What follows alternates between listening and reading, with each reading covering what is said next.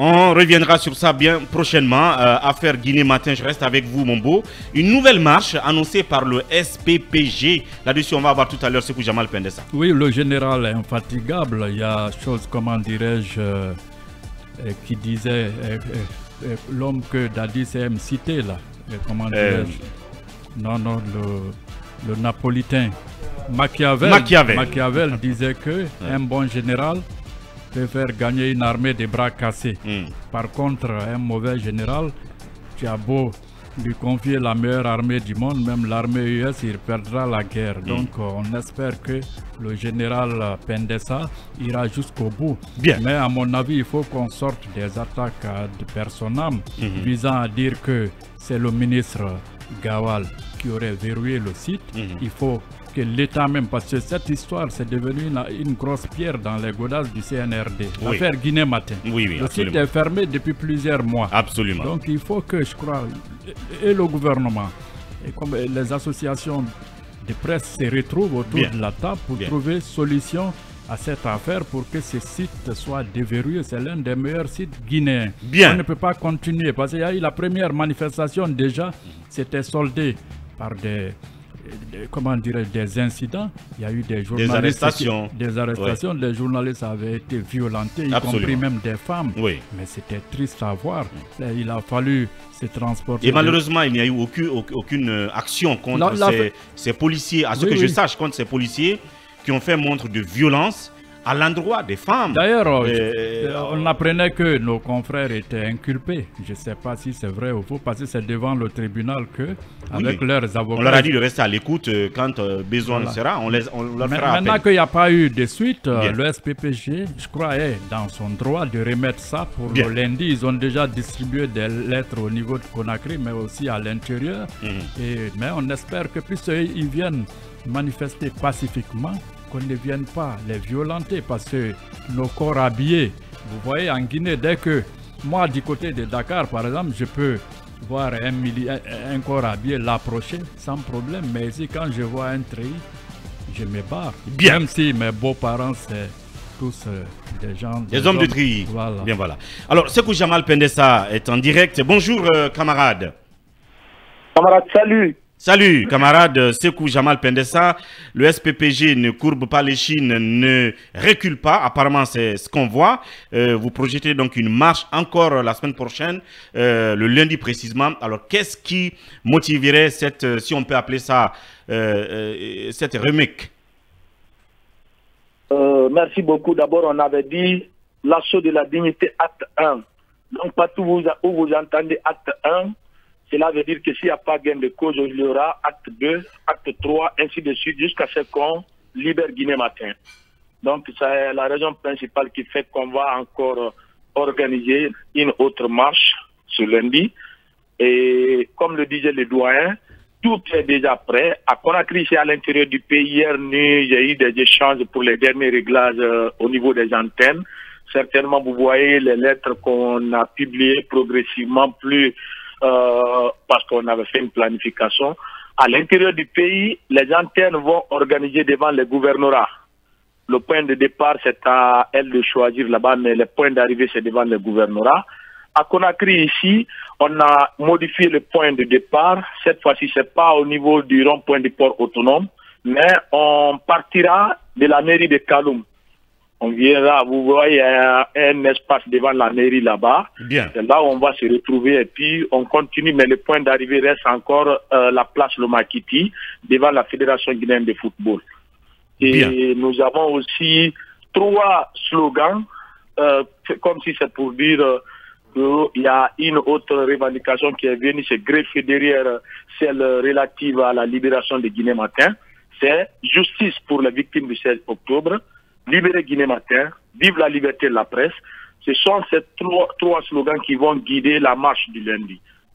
Oui, bah c'est quoi une question? Alors, plus personne n'est épargné par les violences ici lors des manifestations. Moi, je dis simplement que la dernière marche pacifique que vous avez organisée, cette marche s'est soldée par des interpellations, des blessés parmi les journalistes et même les reporters qui sont venus. Est-ce que vous ne pensez pas aujourd'hui qu'il faut encore privilégier les consultations, le dialogue avec les membres du gouvernement, la ministre de l'Information, de la Communication, la HAC, pour essayer de trouver un dénouement à cette solution que de vouloir encore faire un remake où on s'attend encore à des interpellations, à des blessés? Dans le dossier Guinée Matin, les négociations ont montré leurs limites. Je rappelle que le SPPG n'a commencé à annoncer des actions qu'après un mois, 2 semaines. On a observé, les gens étaient en train de négocier et ils ont tout fait. Un mois, 2 semaines. Nous, on vient, nous aussi, nous avons donné un moratoire d'1 semaine. Cela veut dire pendant 1 mois, 3 semaines, c'était vraiment la voie diplomatique. Ça n'a pas marché.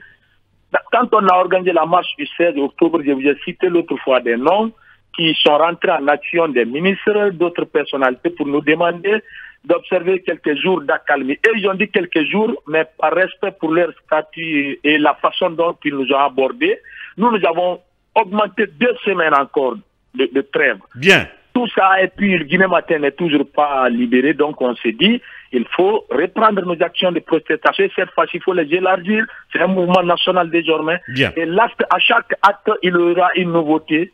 Voilà, l'acte 3, si Guinée Matin n'est pas libéré, vous verrez d'autres actions qui n'étaient pas prévues. Alors, maintenant, la crainte que vous avez exprimée, nous pensons qu'il n'y aura plus de violence cette fois-ci, pour la simple raison que les forces de l'ordre qui étaient déployées sur le terrain là-bas ont observé que nous avons voulu être pacifistes jusqu'au bout, malgré que nous avons été gazés, frappés, injuriés, jetés dans des pick-up accompagnés de coups de pied. Aucun journaliste n'a insulté un agent, aucun journaliste n'a jeté une petite pierre, et puis on n'a rien caché. Au passage, Pendessa, pour terminer, est-ce que l'un de ces agents ont fait l'objet de poursuites ou ont été quand même, interpellés par leurs autorités, ou est-ce que c'est resté comme cela, l'alerte morte?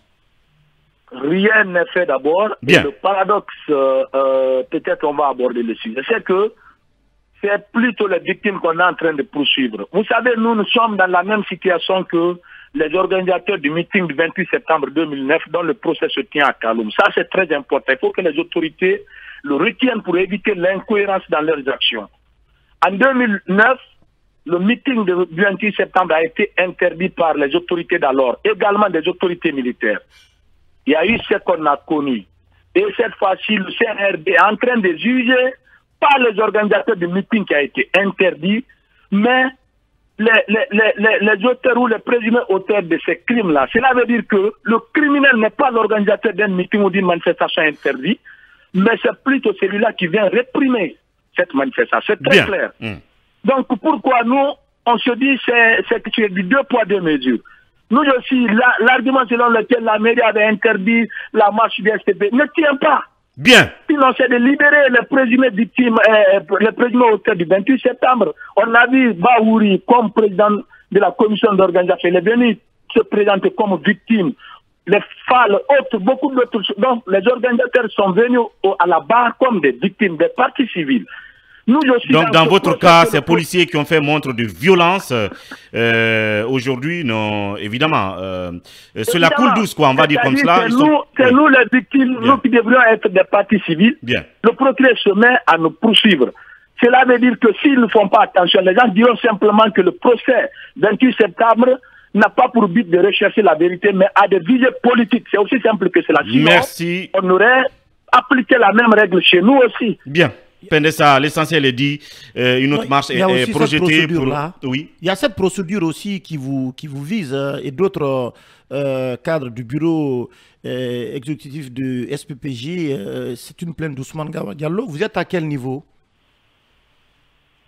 Depuis qu'il a annoncé la plainte, on n'a pas encore été saisi de la plainte. Nous l'avons attendu vivement. Nous pensons qu'il a oublié ou je ne sais pas qu'est-ce qui se passe. Bien. Ou peut-être beaucoup de personnes lui ont parlé pour dire vous n'avez pas intérêt à porter plainte. Dans tous les cas, nous n'avons pas été informé pour l'instant ou saisi officiellement de sa plainte. Voilà. Et la nouveauté pour le lundi, c'est que au même moment ici à Conakry, à l'intérieur, des confrères vont se mobiliser. Merci Sekou Jamal Pendessa, on aura le temps de revenir là-dessus, bien entendu tout le week-end jusqu'au lundi. Merci et à bientôt. Merci.